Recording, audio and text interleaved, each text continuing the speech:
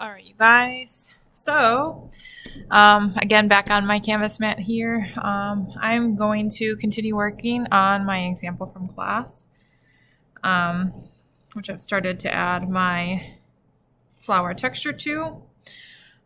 Still needs a little bit of love and care, but I'm going to keep going just to show you guys adding textures, scoring and slipping, and I'm also going to show creating a stamp. Which I didn't show in class today, but I will get to show you guys tomorrow. But I'm going to make that part of this video as well. So at any point in time, if you want to skip ahead, awesome, that's fine. If you just want to see the stamp or whatnot. I am going to start with the texture. Maybe I'll do two here and talk a little bit about some other things. So I'm just going to grab a little bit of clay because my sketch has these, and again, I went over this all in class. This was my plan essentially. I have these really sort of dainty pattern here. I want to create really thin coils to arrive at this pattern. Now you may not be doing flowers, you may not be using thin coils, but I'll show a couple other things also. I always have my sketch right next to my work. If I want to roll out a thin coil, and you can already see my mess going on here, I want to get my mat here just a little bit wet. So my sponge was just a smidge damp. This will keep my coil really moist. If I was to just roll this out on the table,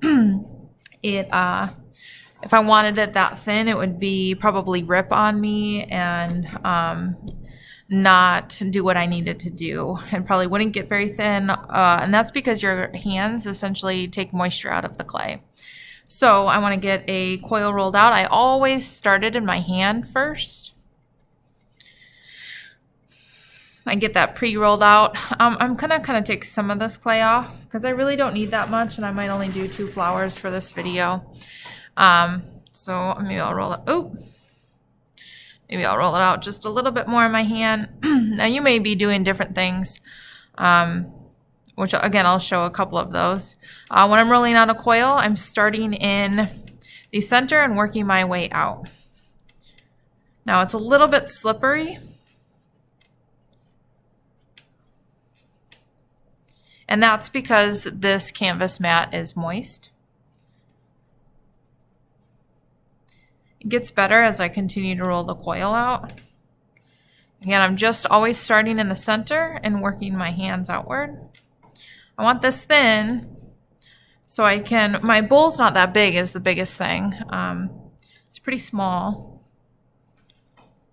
And I feel like my flowers still need quite a bit of work. They need some love and attention still that I haven't provided them. I'm going to try and work through that a little bit. I think this coil is probably pretty decent. I already know sizing and things because this is now my 1, 2, 3, 4, 5, 5th, 6th flower. So I already know about how much to cut off my coil here to get a decent size petal that I need. They don't look like petals right now. They look kind of like rabbit food or something. I also need a little ball of clay, so maybe I'll chop a little bit more off there. Roll that in my hand. So I have a little ball of clay, and then I have my other 5 little pieces here.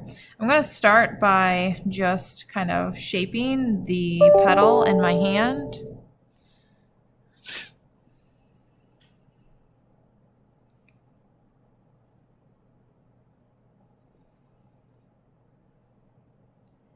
I really tried to choose something that was going to take a little bit of time, that will be rewarding at the end, that does require a little bit of cleanup. Not the most easiest thing. It is very repetitive, but I wanted to model that for you guys in hopes that you will also challenge yourself. Not choose the most simplest thing in the world, but push yourself to push that creativity in that category.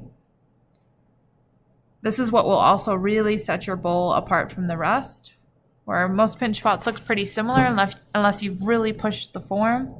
Kind of have my plan going on here. Now again, you may not be doing a flower. You may not be using coils. If maybe you're doing little polka dots, you are rolling out little balls. I like to get a stockpile first, always. And I did kind of show all this in class, so don't ever be afraid to ask me during class for ideas or how to achieve certain textures that you want to do. Maybe these are more like triangles.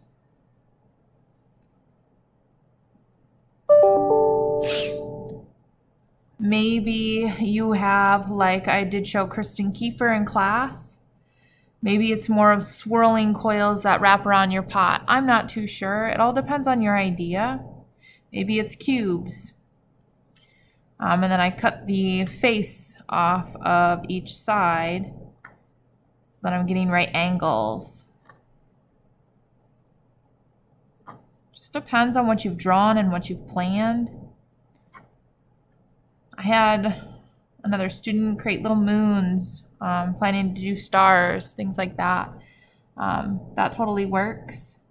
So maybe it's cubes, I'm not sure. For me, it's flowers. So I need to get this to my pot. I left a little bit of space, and so I'm going to continue that. I'm going to try and space it out as best as I can, trying to stay in the field of view. So I'll probably start it right about here. Now I realize that my flower is, and I actually just rehydrated my pot a little bit, and already it feels a lot better than it did this morning.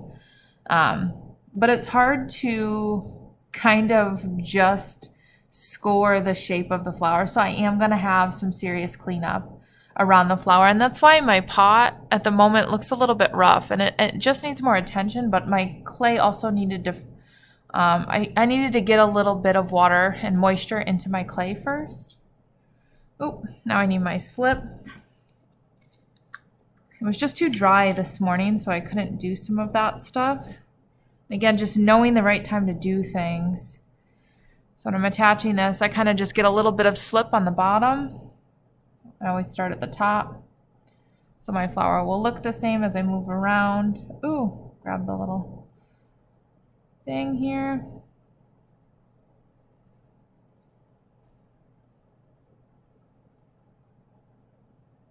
I might just do one for the sake of this demo too. So my videos aren't very long. YouTube doesn't like to upload them if they're real long. Oh. And then one little circle for the center. Now this needs work. Everything that you do needs work. Oh, I can't stress it enough, and I actually need my little skewer tool I was using this morning. Like, you can't just attach it and think you're done. It needs that extra bit of love and energy. It needs that extra bit of time. If you want things to look good, they're not going to happen right away. Too many times I hear students frustrated by, like, the initial look is not pleasant. The time and energy after you've spent, then it looks like you've spent that time and energy, that you've given it that sort of love. And I'm just kind of smoothing out the clay around the petals, really making sure it's stuck to the surface of the pot. It's not a fast thing. I didn't choose a fast thing. I hope you challenge yourself and get some cool textures going on. This is for my additive, so I'm also adding clay. Now I'm going to kind of smush down the petals. I essentially went through the same step with each one. I'm going to shape them a little bit more.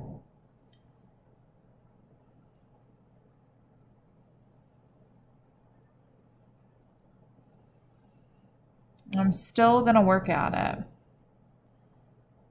I think the reason why I don't care for a lot of my flowers is they're a little chunky. They look like a kindergartner drew them. So they just, I think they need maybe extra texture. Maybe that'll be on a later video. I'm not satisfied. But again, I'm just kind of trying to work around these, the petals here and clean up some of that area.